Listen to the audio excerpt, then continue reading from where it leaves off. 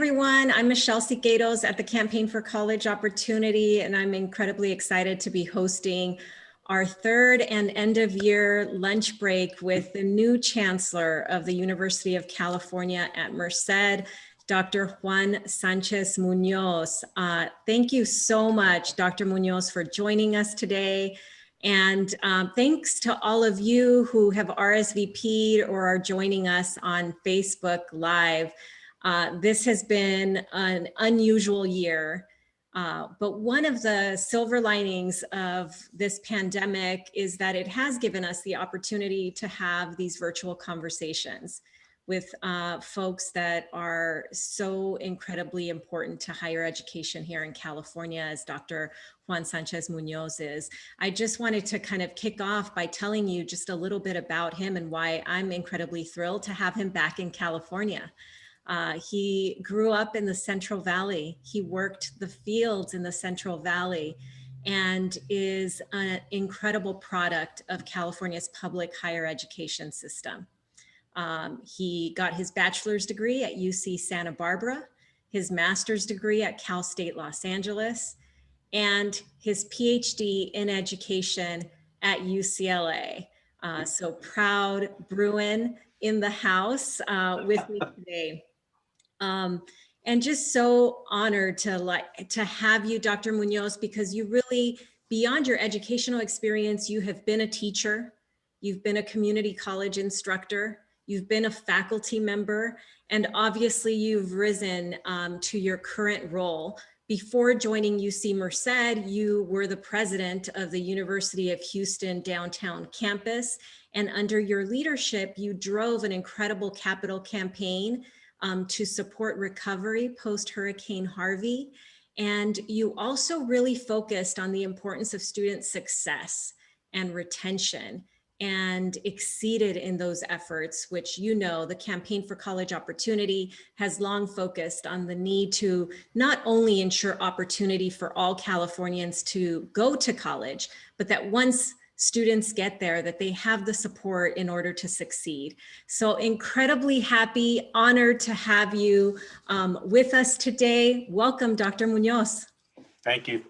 Thank you, Michelle. It's an honor to be with you and your staff and those that have taken the time out of their busy day to join us. And this is a thrill. It's an honor for me to be able to talk about a topic that you and I both believe very strongly in, and college participation, but not just college participation and college readiness, but also college completion.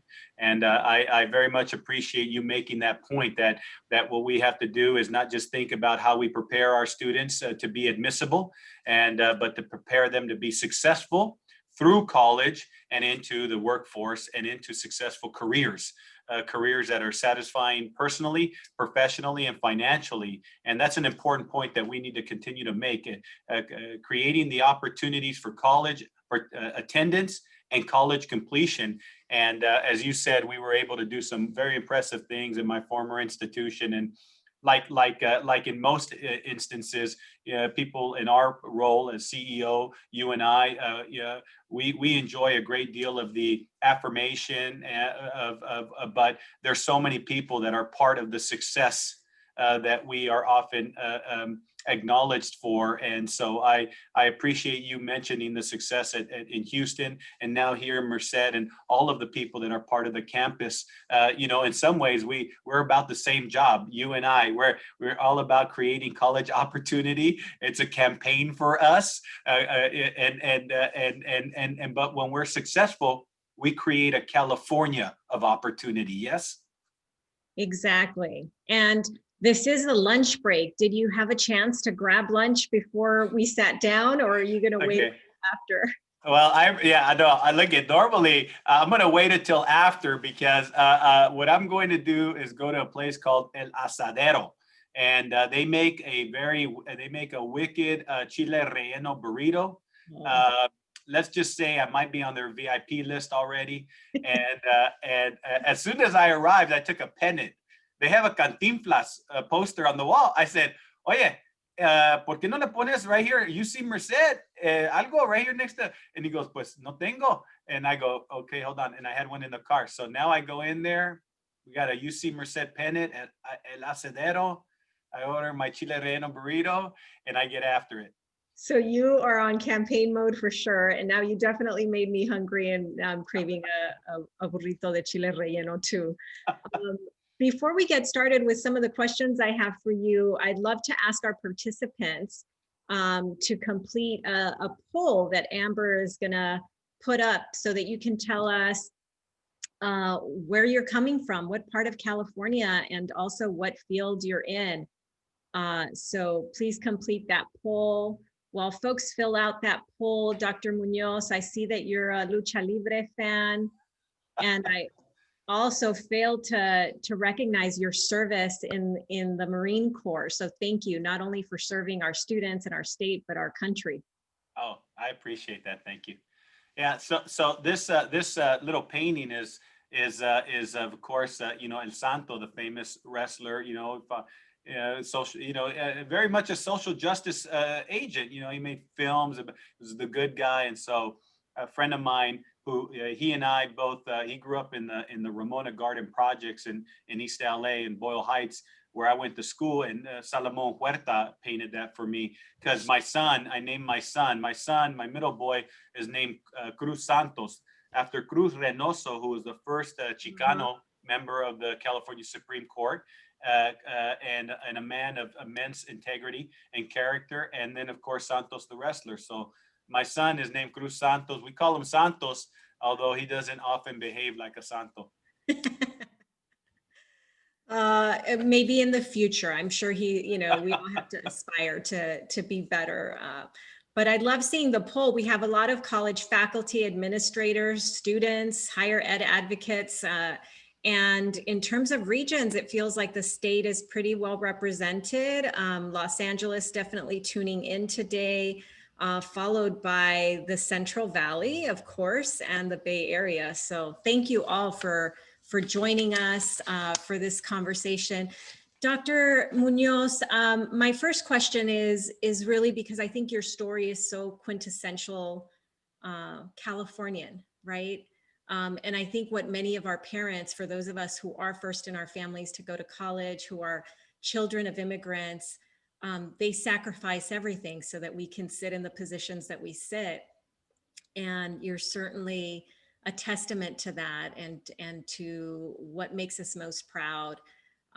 Did you envision yourself, you were working the fields in the Central Valley and now you walk the halls of UC Merced? Mm-hmm. Well, I mean, the quick answer is categorically not, right? My parents came from, my father was born in León, Guanajuato, and then moved as a teenager to Mexico City. My father didn't really have a father. He was raised by half brothers, and his father passed away when he was very young. My mother was born in a little pueblito in Zacatecas, it's called La Estancia. And so my mother never went to school. And so when they came to this country, like many Mexicanos in Los Angeles, we grew up in Boyle Heights in East LA, the area called Boyle Heights, Hollenbach. And like many who migrated, where did they go when they first came? They went to church. So my parents met at the Placita Olvera. I can't tell you the number of times we would go there. There was the Guadalupanas, there were the Cursillistas, and we were there all night long, getting converted. And so we were there, and so that's how they met. And so for them, family, faith was the foundation. But they knew that in this country you had to do well academically, and so they were always supportive in the way that they could. But you couldn't ask them, help me with my calculus. I couldn't say, "Apa, is this a dangling participle or not?" I remember filling out my application. This is an absolutely true story. Real quick, I was filling out my application. And by hand. Look at you, Michelle. You remember by hand, right? I've done that, yes. Okay. And I don't know what a hanging part of. Yeah. So a dangling participle, right? So I was filling out my application back before it was electronic for UC, and it said occupation, and I tell my dad, I'll never forget. We're at the table, had a cup of coffee, he was smoking a cigarette. I go, "Pa, what do you do for Pa? Gases? I go, "Dad, what do you do?" He goes, "Soy setup man." I go, "What?" He goes, soy setup man. I go, Apa, it's asking me for occupation. What do you do? He goes, soy setup man. I go, what do you? He goes, voy a la máquina and I set it up. I go, Apa, I can't put setup man. He goes, ponle setup man. S-E-T-U-P. That's what, okay. That's how he could help me. I later on learned he was a machinist. My father was a machinist with sheet metal. He made springs, so he set up the machines, the tolerances. Okay, but my point is, he went to work and he did hard work and he helped in the way he could. So when I went to school, they were very, very proud. They helped me in the way that they could. But you know, I learned to work hard. When I was an undergraduate, I worked at UPS. I loaded trucks. I worked part-time. I worked in the summer because I had to basically finance my education. That's what they taught me. Start something and finish. Keep your word. Stay close to, to your faith. Honor your family. Be a credit to your people. Exactly. And in my life, those things have proven to be the absolute most important lessons. And I make this point, and then I'll end. The things I learned from my family, the things I learned from my culture, are the things that have helped me to be successful well before I entered higher education and this role. So some people make the mistake that a lot of these sort of competencies I acquired in this industry, I learned them prior to. I learned them from people who were very wise with very little formal education. I can absolutely relate to that. I always say that my mother, who only had a 6th grade education, was the best teacher and taught me what it was to have educación.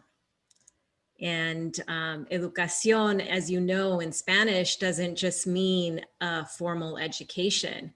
It means to be thoughtful, to respect your community, to do good things, to be a good person. So I can appreciate and relate to that. How does it feel to be back in California and in the Central Valley? And I know that I'm going to get to the reality of being back amidst a global pandemic, but first tell me, how does it feel to be back home? Right. Well, I would say certainly one of the primary motivators was the opportunity to return to California, where the vast majority of my family and my wife's families are located now in Los Angeles, a little bit east of Los Angeles, Whittier, and then in San Diego. So it's been wonderful. It's been terrible because of the timing and the circumstances, the pandemic, and trying to be cautious, limit your exposure to people and their exposure to you. And so that's been very, very difficult. But I will, for me, my only remaining parent is my mother. And like most of the people, Latinos that I know, I am very attached to my mother. And I bought her one of those Google, those little, I don't know what they're called, but portals. I bought her a proto. And she talks about it like it's a human being. Like when I call her and she has trouble, she goes, yo no sé por qué se está portando así, por qué está enojada. Like she'll say, I don't know why the portal is angry at me. Like she's not cooperating. I go, anyway, so it's hilarious. But I've seen her more in 5-6 months than I have in 5 and 6 years. And my wife has seen her parents more in 5 months than she did in 10 years. And in fact, her parents have moved to Merced. I live in Merced. I live in the community. My youngest son goes to public school in Merced. We're proponents of public education.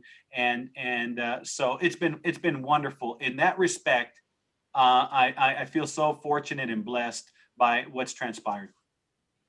That's wonderful. What about UC Merced made you especially excited about taking the job? Right. Well, a personal hero to me that people that know me very,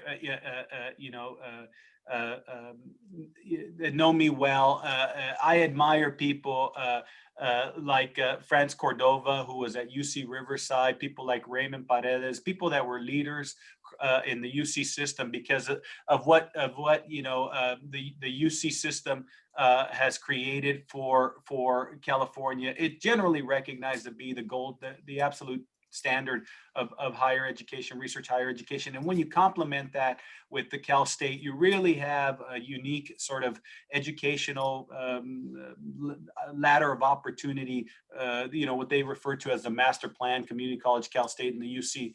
And I'm a beneficiary, having graduated from both the Cal State, that was where my first assignment was as an assistant professor at Cal State Fullerton, and then of course graduated twice of the UC system.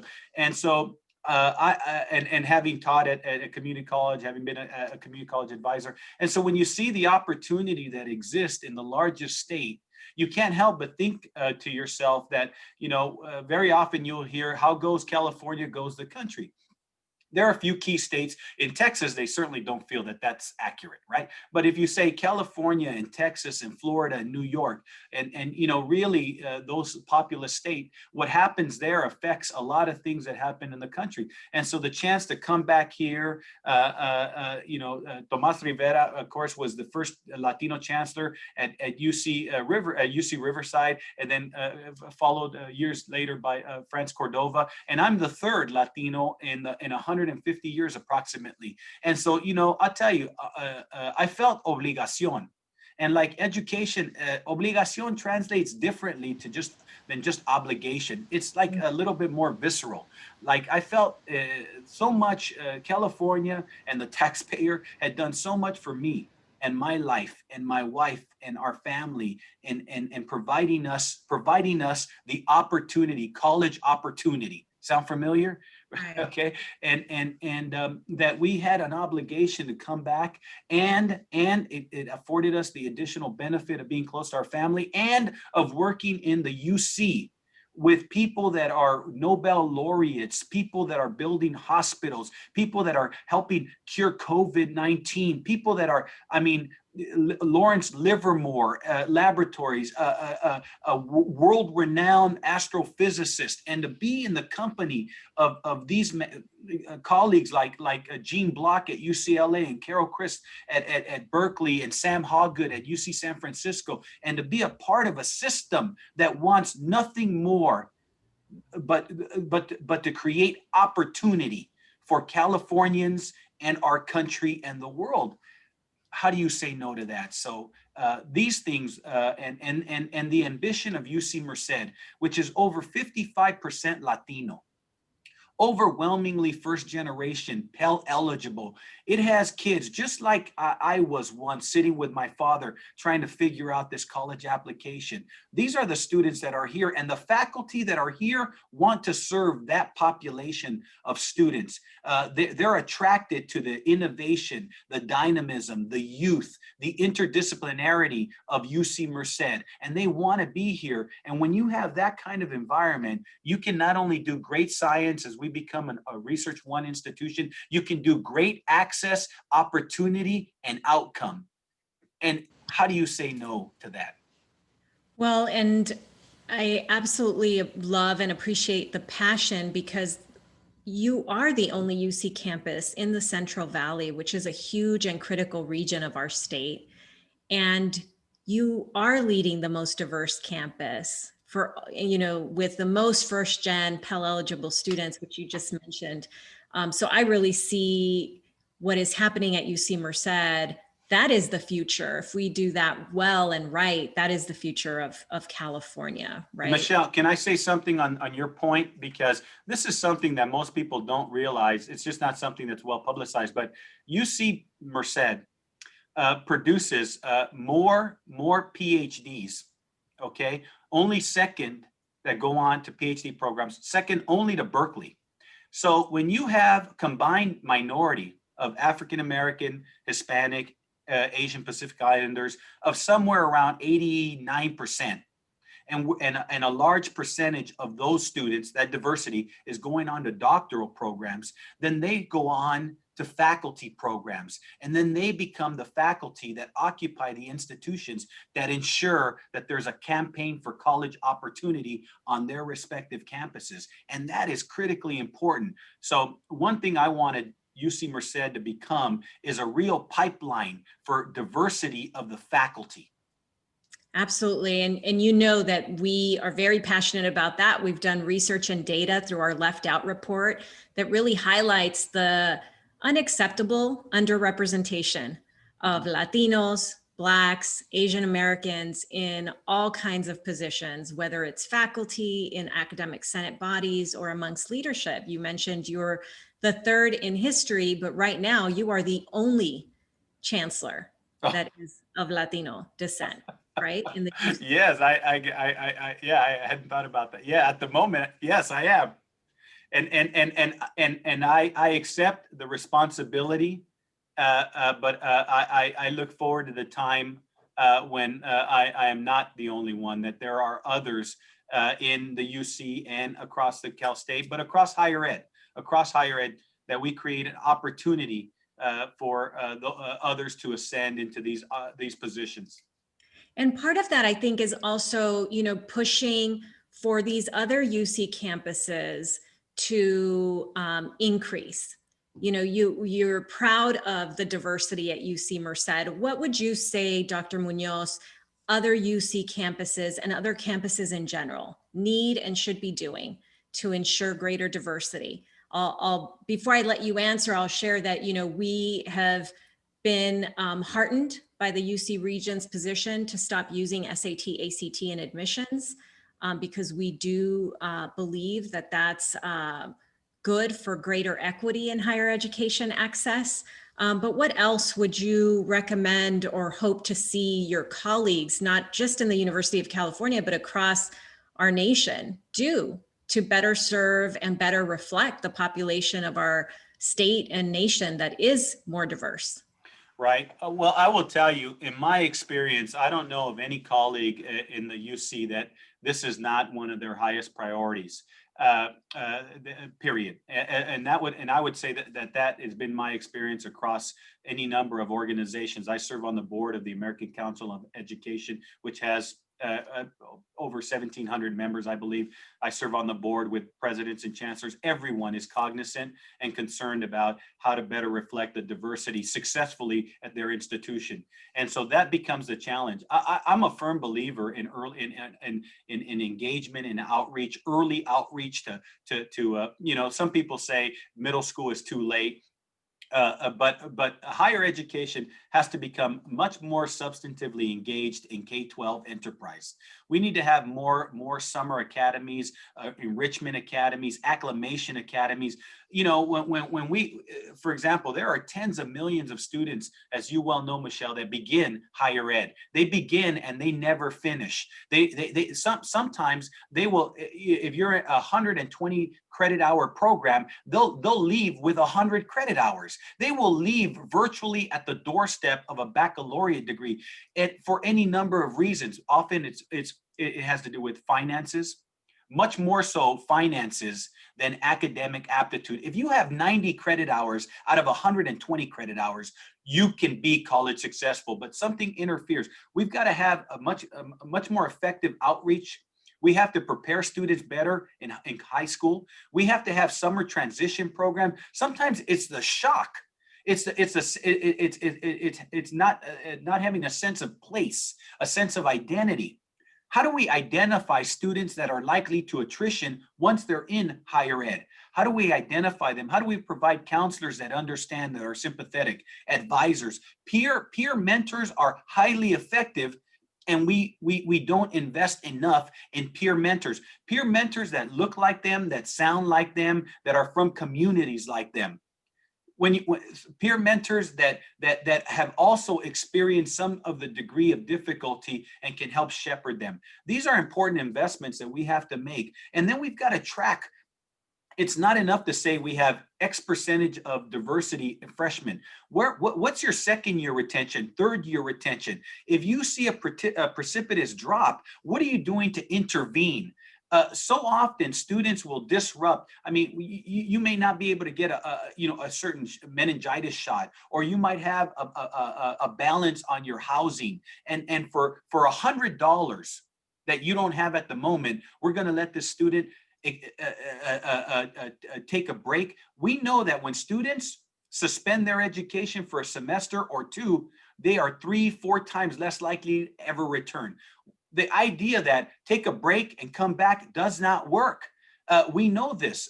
What we want to do is retain students, keep them on campus, and provide the kind of academic, social, cultural acclimation and financial assistance for them to persist to graduation. And so I don't know of any president or chancellor that isn't aware. Now, the mechanics of how it plays out at UC Merced might be different from UC Berkeley, might be different from Texas A&M, might be different from the University of Houston in downtown. But we've got to come up with those mechanics that work for the contextual specificity of each campus. And these are the things that we have to do. And we have to hold people accountable to say, we want to move the needle, not just enjoy the needle, we have to move the needle in an appreciably positive direction.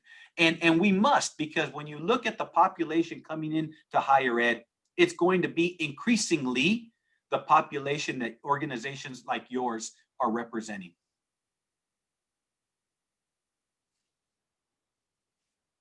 You're speaking our language, because I heard you cite so much data, right? The importance of data and looking at your own data, not only freshman retention, but sophomore retention, and seeing where you can do better. So absolutely just appreciate that.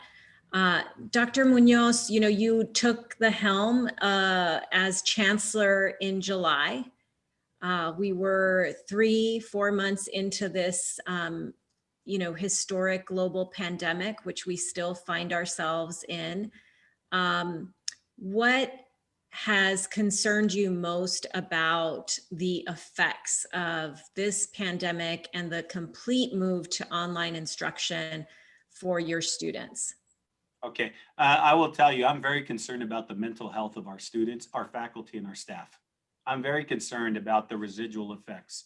I'm concerned about the isolation. I'm concerned about reliable access to online content. I'm concerned about modern equipment and technology to complete the assignments with the same degree of rigor that would be expected if you were in a laboratory face-to-face. I'm concerned with, you know, if you're as a faculty member, there's a certain chemistry when you're teaching and you're answering and you're pausing to clarify something in your mind. In my experience, learning is didactic. Okay, in that when as a professor, I improve my pedagogy to the extent that I see how students are responding to it. And in the absence of that, there's in literary terms, it's called a démoûné. There's a drop in how effective I am if I'm not there with you. I worry, I'm concerned about the effects long-term to faculty pedagogy, the feedback for their continued improved pedagogy. I'm concerned about the chemistry between that's so critical.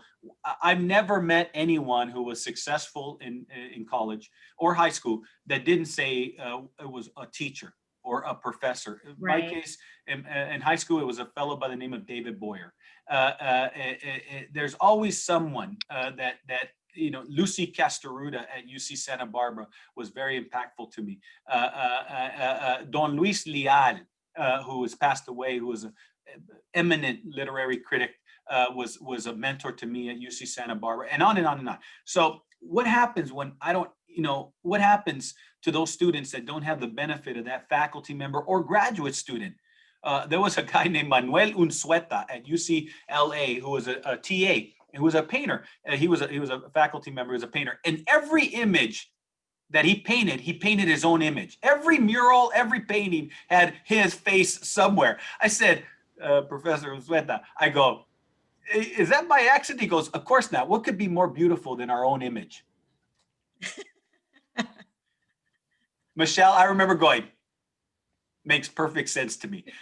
Just no one else had said our people, our image, our culture, our presence is glorious, right? My point is, what happens when in this sort of the totality of this remote sort of environment, there's an absence of that. Now, I will tell you, I don't hear of anyone that isn't enthusiastically awaiting a return to some face-to-face normalcy. Having said that, I don't see a future where some of what has been learned, there is a democratizing effect to the delivery of remote instruction for some place-bound constituents. So I certainly think we're going to learn some things, the efficacy of some remote instruction, but most of the people that I'm interacting look forward to a day when we can resume some normalcy in terms of the campus instructional modality. Well, I thought I would just go through the chat really quick because you've gotten some shout outs and hellos from folks. Melinda Guzman, a trustee emeritus, says hello and wants to note that she voted to have this campus at Merced. We have Alejandra Ceja, who says, I don't know if you remember me, but I was your research assistant in Fullerton. Oh, great. Yes, I do. Yes, I do. And a friend of mine, Fred Reese, who serves on our foundation board, a great friend of the Valley, of course, former UC Regent, him and his wife, Mitzi, have been so important to UC Merced, and sent me a text message this morning that he would be on the line. So I wanted to thank him for his support of our campus and of the Valley.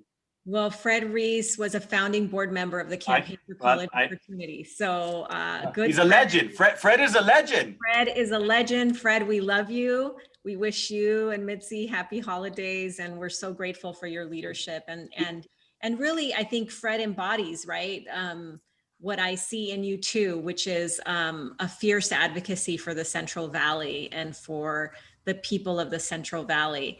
And so that's going to lead me to my next question, which is, partnerships with K-12, with community colleges. Transfer is so key, especially when we send so many of our students first to a community college.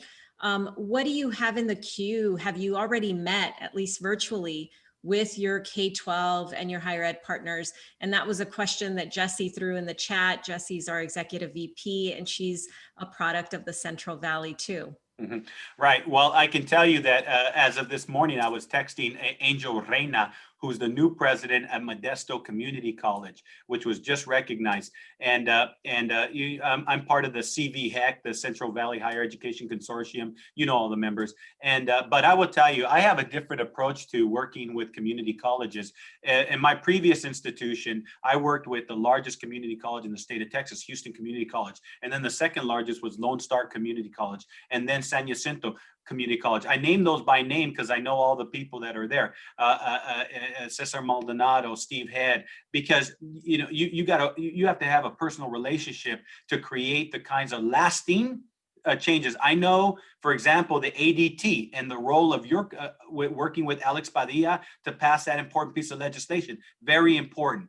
We've got to have clear transfer of not MOUs, not transfer agreements, but transfer contracts, things that people are held accountable to, like the ADT, to say, if you do this, you're admitted here. And that's the kind of thing. Now, in the UCs, generally, the number of transfer students, community college transfer students, are lower than in the Cal States. We need to address that. What I'm doing here is I've reached out and had personal meetings with most of the community college presidents, Fresno City College, Bakersfield City College, Modesto Community College, further north of us, to just express my desire to try to work with them to have more students attend UC Merced. We've had almost a doubling of the number of applicants just in a short period of time of transfer students. Now, not all of them may be immediately admissible, then that becomes an issue, right? So we've got to make UC Merced and UC campuses more attractive. I think of UCLA and its relationship with Santa Monica City College as a model. And Alfred Herrera, who was at UCLA that helped create that. Of course, everybody knows Alfred. And to think about how we do that across the entirety of UC. Cal States have obviously done a much better job in this regard, but we have a lot of opportunity, and we have some programs that students at community colleges should be thinking about UC Merced and UC Riverside and UC Santa Cruz and UC David, because that's where the program that they want to study exists. So in the end, there's more need than the Cal State and the UC and the community college, all 116 campuses, can satisfy. This is the ambition and the talent of California, and it is the envy. I mean, we have amazing generations of young people that are people on the move and people of talent and drive and ambition, and we've got to do everything possible to provide them the opportunity to develop those skills and then be successful adults. Well, I appreciate the very real concrete recommendation that we should have a contract, because I absolutely agree with you. And our hope has been actually to push the University of California to enter into a more formal contract on the associate degree for transfer. And Jesse and I would love to see if you'd be willing to pilot that. The associate degree for transfer is a guaranteed, admission into the CSU. And we believe that there's a way to make it a guarantee into the UC. So we hope you'll think about that. It's being thought of.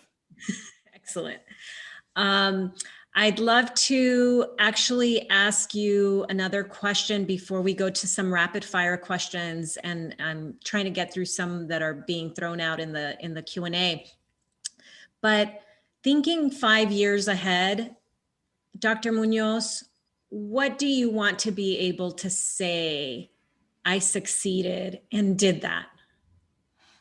I'd like to see the enrollment at UC Merced increase. I'd like to see us make further progress on our ambitions with regard to medical education.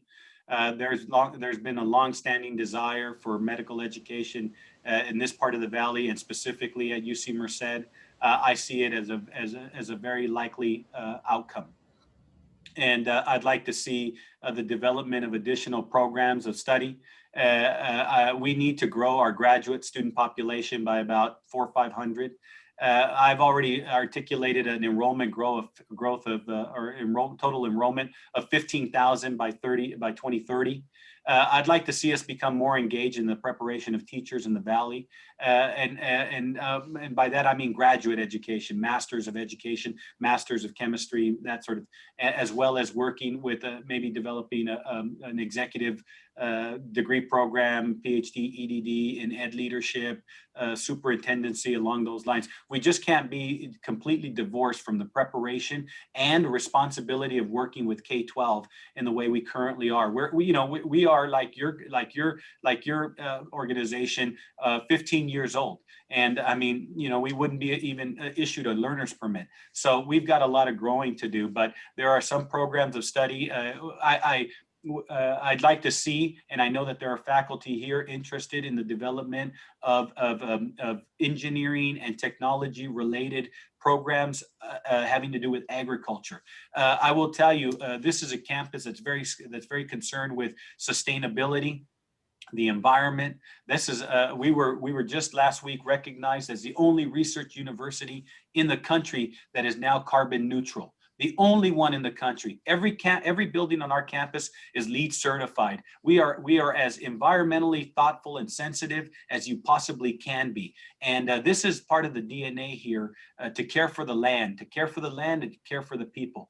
And so how do we preserve that even as we march toward our R1 Tier 1 research status and recognition? So these are some of the goals. These are some of the modest goals. I also have some ambitions relative to athletics, and athletics is one of the windows through which we see an institution, and so that attracts a different degree of kind of support and enthusiasm. And the Merced and this part of the valley has an amazing resource in UC Merced, and we have to do a better job of communicating our value to our community partners. And so those are among my goals for the next few years. So we unfortunately only have a few minutes left, but I do want to ask you an important question that came in through the chat, which is, as a first gen student, what advice would you give somebody who's graduating from high school right now, who's maybe feeling concerned about the pandemic, the economy? And Dr. Munoz, we've seen some really heartbreaking data around the decline in number of students applying for financial aid, applying for college, and the reality that that decline is disproportionately amongst students of color, and in particular amongst Black and Latino men. Here's what I would say. The data having to do with the value of a college education exceeds well beyond income. College graduates are more likely to vote. They're more likely to be philanthropic. They're more likely to be healthy. They're less likely to smoke. They're more likely to be engaged in nonprofit board service. They're more likely to be optimistic. They're more likely to be just generally happy. There's so many things about going and graduating from college that improves the quality of life. So here's what I'd say to that young man or that young lady thinking about what to do after high school. There's nothing that's going to inoculate you from the difficulties of the future more so than a college graduation, than a completed college education. You're less likely to be unemployed. You're less likely to be unhealthy. You're more likely to be engaged in your community. You're less likely to be abusive. There's so many good things over the course of your life that a college education will provide you. And make no mistake, okay, that even if you're a bit ambiguous about how this will play out in the course of my life, go to college. Complete a college degree. And in the course of that education, you will come to the realization that this is better than what I would have done. Exactly. And in doing so, here's what happens. Not only do you personally benefit, but you become a value and a credit to your family, to your culture, to your people, to your community, to your city, to your state, and to your country. And that makes for a very rewarding life. Absolutely. So I want to end with some rapid fire questions. These are very quick. We're going to see how you do on this. But okay. Was that coffee, tea, or something else in that mug that you were drinking out of? Coffee. What's on your Netflix or Amazon Prime or Hulu queue? The Queen's Gambit. Ooh, I haven't watched that yet. Dodgers or the Giants? No question, Dodgers. This was our year. I just talked to Dusty Baker a few days ago because I grew up, my father used to tell me stories about going after work and having the Schlitz and watching them build Chavez Ravine. And from my house in East LA, where I grew up, if anybody knows East LA, Boyle Heights on Evergreen, over by the Tepeyac, that's where I grew up. And you could see the lights from Dodger Stadium anytime they were playing. And so I grew up in left field watching Dusty Baker. And because those were the very expensive, now it's like they have those shirts that say Doyers, like misspelled Doyers. Yes. But back in the day, those were like the very inexpensive. And when you're a family of, 8, you're in the nosebleeds, but so Dodgers. Well, hopefully when this pandemic is over, we can go to a Dodger game together. What's your go-to snack? Terrible. Chocolate covered almonds. The most used emoji on your phone? That one where like the teardrops are coming. It's been that kind of year. I could see. A quarantine survival tip, something that's kept you sane. I run. Nice. What's the last book you read? I read a book that a friend gave me called from Dan Rather, the news person, called Yes. What Unites Us. It's a small little book like that. Right now, I'm reading a book, A Defining Moment, which is kind of an autobiography of FDR before the war. and I'm halfway through a book about Ulysses S. Grant. I like to read about leaders in adversity, Lincoln, Churchill, Grant. You know, Grant was brutal, but persistent. FDR was a genius, and you know, not always the most honest person, but they led during times of great difficulty. So Right. That's great. So we have new books on our list for everybody that's listening. What's your most common thought before you go to sleep? I'm a person of faith. I grew up in a house of faith. So I pray, and I pray for the same thing for my family, and then finally I always pray for grace and wisdom. And I pray in Spanish. Well, I think that's a wonderful way to close us out, although I will add that Kelly King from the California Community Foundation noted that she sees a lot of Los Angeles students that are going to UC Merced and is interested in figuring out how to partner. So I want to make sure you saw that. Kelly, thanks for joining us today. And I do look forward to meeting you in person, Dr. Muñoz. I know for sure it will be in 3 years when my nephew Cesar Cuevas graduates from your fine institution. He's currently a sophomore, but hopefully it'll be a lot sooner than that. And thank you for your grace, for your sense of obligación to serve our state, our students, our community. We're thrilled to have you where you are, and I look forward to keeping the dialogue going moving forward. Thank you, Michelle. Thank you for all that you do as well, and your team and your staff in this magnificent opportunity. And I hope everyone remains safe and well. Have a wonderful holiday and a prosperous new year. Indeed, we wish you all the safest holiday possible, that you enjoy it with your closest loved ones in a very safe manner, perhaps through a portal as Dr. Muñoz does with his own mom, until we can all be together. I hope you'll subscribe to our newsletter and keep following us, because in the coming year, we will continue to have incredible programming and virtual conversations as we continue to champion the most important cause, which is to give everybody the opportunity to live a fulfilling life, for everyone's talent to be respected and valued in ways that a college degree can provide. So to all of our viewers, and especially to you, Dr. Muñoz, thank you so much. Happy holidays.